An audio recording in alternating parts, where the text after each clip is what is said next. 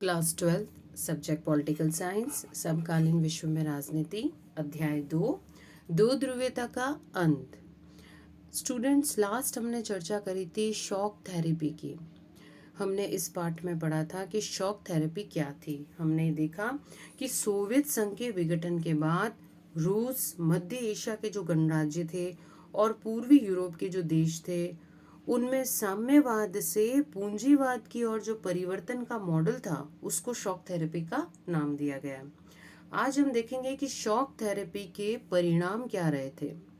देखिए, एक एक टॉपिक वाइज हम चर्चा करते हैं कि शॉक थेरेपी के क्या परिणाम था।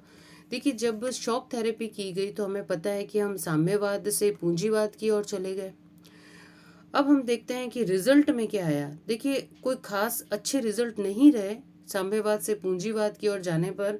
और सोवियत संघ के कई जो देश थे जिन्होंने इस मॉडल को अपनाया था, उन्होंने हम देखते हैं कि काफ़ी नुकसान झेला था इस चीज़ को लेकर। परिणाम में पहला परिणाम देखते हैं कि शॉक थेरेपी साम्यवाद से पूंजीवाद की ओर परिवर्तन का एक अच्छा तरीका साबित नहीं हुआ। दूसरा इसमें देखते हैं, इसके कारण पूरी क्षेत्र की जो अर्थव्यवस्था थी वो पूरी तरीके से तहस महस हो गई। तो ये रिजल्ट निकला इसका। फिर रूस का जो औद्योगिक ढांचा था वो भी नष्ट हो गया। और फिर लगभग 90% लोग उद्योगों को निजी कंपनियों को बेचा गया और इसे इतिहास की सबसे बड़ी गराज सेल कहा जाता है, क्योंकि इसमें सभी ज़रूरी उद्योगों को औने पौने दामों और बहुत ही कम दामों में बेचा गया। औने पौने दाम का मतलब क्या हो गया कि यहाँ अब क्या हो गया, केंद्रीकरण तो रहा नहीं, अब ये निजीकरण वाला मामला रह गया यहाँ पे। तो सरकार का तो इस पर कोई नियंत्रण ही नहीं है। जो बाहर की निजी कंपनियां हैं वो आ गई मान लीजिए, और वहां पर किसी उद्योग धंधे को उन्होंने खरीद लिया मान लीजिए। अब औने पौने दाम का मतलब यहाँ क्या हुआ, मान लीजिए कि वहां पर उसका 100 करोड़ उसकी कीमत है और बाहर की निजी कंपनी अपने हिसाब से 5 करोड़ में उसको खरीद रही है। तो वहां पर यही हुआ कि उन्होंने 5 करोड़ में खरीद लिया, तो हम कहेंगे कि बहुत ही घाटा नुकसान, हम कहेंगे कि औने पौने दाम में जो है उनको बेच दिया। तो एक तरीके से उनका जो 90% लगभग उद्योग था वो निजी कंपनियों ने को बेच दिया गया। और वो भी कैसे बेचा, वहाँ का औने पौने दाम में। मतलब फायदा जो है वो वहाँ की जनता को नहीं हो पाया, अर्थव्यवस्था पूरी तरीके से चौपट होने लगी। फिर अगला देखिए क्या रिजल्ट रहा। रूसी मुद्रा रूबल में भारी गिरावट हो गई। देखिए, ये एक इम्पॉर्टेंट चीज़ है आप लोगों के लिए याद रखने की कि रूस की मुद्रा यहाँ कौन सी है। रूस की मुद्रा होती है रूबल, ठीक है।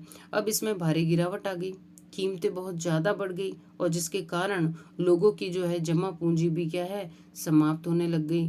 तो ये जो है महत्वपूर्ण परिणाम है। आगे और देखते हैं।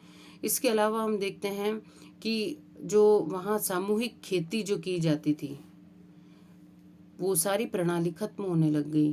क्या जो खाद्यान्न सुरक्षा समाप्त हो गया, जिसके कारण खाद्यान्न आयात जो है वो करना पड़ा। अब जो वहाँ पर जो भी खेती की जाती थी उसका तरीका बदल दिया गया, सामूहिक रूप से खेती नहीं की, क्योंकि निजीकरण होने के कारण भी उन्हें जो है इस तरीके की चीज़ होनी पड़ी कि जो खाद्यान्न सुरक्षा है धीरे धीरे वो समाप्त होने लगी और जिसके कारण उनको अब आयात करना पड़ गया खाद्यान्न। उसके बाद में जो जीडीपी थी वो भी, उसकी भी कमी देखी गई। फिर है गरीब और अमीर के बीच अंतर बढ़ गया। समाज कल्याण की जो पुरानी व्यवस्था थी वो समाप्त होने के कारण देश के अंदर फिर धीरे धीरे वहाँ गरीबी बढ़ने लग गई। माफिया वर्ग का भी वहाँ हम देखते हैं कि उदय हुआ, जिसके द्वारा अधिकतर आर्थिक गतिविधियों पर भी नियंत्रण कर दिया गया। शॉक थेरेपी के कारण लोकतांत्रिक संस्थाओं की स्थापना की तरफ ध्यान नहीं दिया गया। लेकिन अगर हम देखें तो मेन तो ये उद्देश्य था कि हम यहाँ लोकतांत्रिक संस्थाओं की, क्योंकि जनता चाहती थी साम्यवाद के वक्त के लोकतंत्र आए। लेकिन हम ये देख रहे हैं कि शॉक थेरेपी होने के बावजूद भी लोकतांत्रिक संस्थाओं की स्थापना जो है उस पर किसी तरीके का कोई ध्यान नहीं दिया गया। संविधान जल्दबाजी में तैयार किया गया और जिससे कि संसद जो है अपेक्षाकृत एक कमजोर संस्था रह गई। इसके अलावा हम देखते हैं साथ ही साथ जो राष्ट्रपति थे, राष्ट्रपति को भी अधिक शक्तियां देने के कारण सत्तावादी जो राष्ट्रपति थे उसका शासन हो गया। तुर्कमेनिस्तान और उज्बेकिस्तान के राष्ट्रपतियों ने पहले 10 वर्ष तक अपने आप को इस पद के लिए बहाल कर दिया और जिसके बाद इस समय सीमा को 10 सालों के लिए और बढ़ा दिया गया। तो हम ये कहेंगे कि सत्तावधि राष्ट्रपति शासन होने के कारण भी जो है, जो कार्य एक संविधान के अंतर्गत लोकतांत्रिक व्यवस्था के तरीके से होनी चाहिए थी, वो नहीं हो पाया वहाँ पर। शॉक थेरेपी से रूस के आधे बैंक और वित्तीय संस्थान दिवालिया हो गए। तो हम देखेंगे कि शॉक थेरेपी का परिणाम जो है, जो साम्यवाद से पूंजीवाद की ओर रूस, मध्य एशिया के गणराज्य और पूर्वी यूरोप के देश अपना रहे हैं इस मॉडल को, उन्होंने जो है यहाँ पर हम कहेंगे कि बहुत ही बुरी तरीके से घाटा खाया, अपनी अर्थव्यवस्था को तहस महस कर दिया और चौपट कर दिया। तो ये महत्वपूर्ण बिंदु थे जो कि इसके परिणाम थे। किताब में भी आपके इसी तरीके से स्पष्ट किया गया है कि 1990 में अपनाई गई शॉक थेरेपी जनता को उपभोग के उस आनंद लोक तक नहीं ले गई जिसका उन्होंने वादा किया था। अमूमन शॉक थेरेपी से पूरे क्षेत्र की अर्थव्यवस्था तहस महस हो गई। इस क्षेत्र की जनता को बर्बादी की मार झेलनी पड़ी। रूस में पूरा का पूरा राज्य नियंत्रित औद्योगिक ढांचा चरमरा उठा।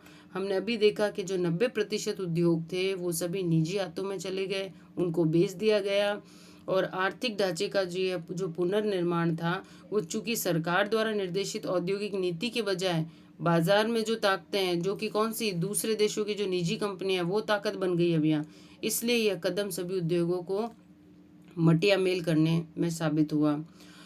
और हमने देखा कि इतिहास में सबसे बड़ी जो गरास सेल के नाम से भी इसको जाना गया, शॉक थेरेपी के परिणाम में हमने देखा कि अर्थव्यवस्था किस तरीके से चौपट हो गई, औने पौने दामों में चीज़ें बेच दी गई। महाबिक्री में भाग लेने के लिए सभी नागरिकों को अधिकार पत्र भी दिए गए थे, लेकिन अधिकांश नागरिकों ने अपने अधिकार पत्र कालाबाजारियों के हाथों बेच दिए थे, क्योंकि उस समय माफिया वर्ग जो है बहुत ही अधिक एक्टिव हो गया था। रूसी मुद्रा जो थी, हमने अभी पढ़ा कि जो रूबल थी उसका भी जो मूल्य था वो नाटकीय रूप से बहुत अधिक तरीके से जो है गिरावट हुआ। जमा पूंजी लोगों की खत्म हो गई। तो हमने देखा कि बहुत ही बुरी तरीके से हम कहेंगे कि इसके परिणाम हमें देखने को मिले। साथ में ही हमने देखा कि जो जीडीपी है वो भी धीरे धीरे नीचे गिर गई। समाज कल्याण की जो पुरानी व्यवस्थाएं थी वो भी नष्ट हो गई और माफिया वर्ग जो है यहाँ ज़्यादा एक्टिव हो गया।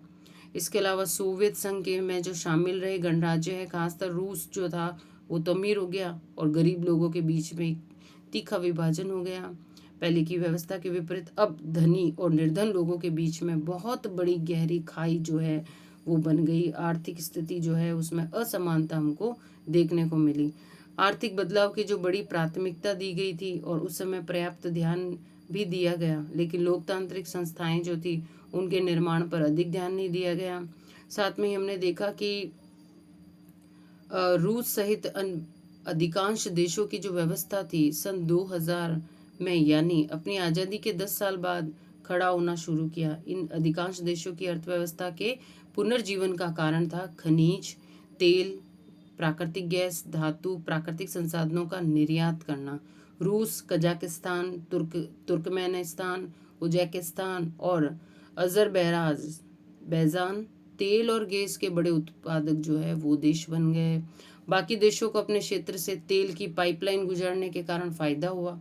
इस एवज में इन्हें किराया मिलता रहा और एक हद तक विनिर्माण का काम भी फिर से शुरू हो गया। तो ये जो थे वो शॉक थेरेपी के महत्वपूर्ण परिणाम थे।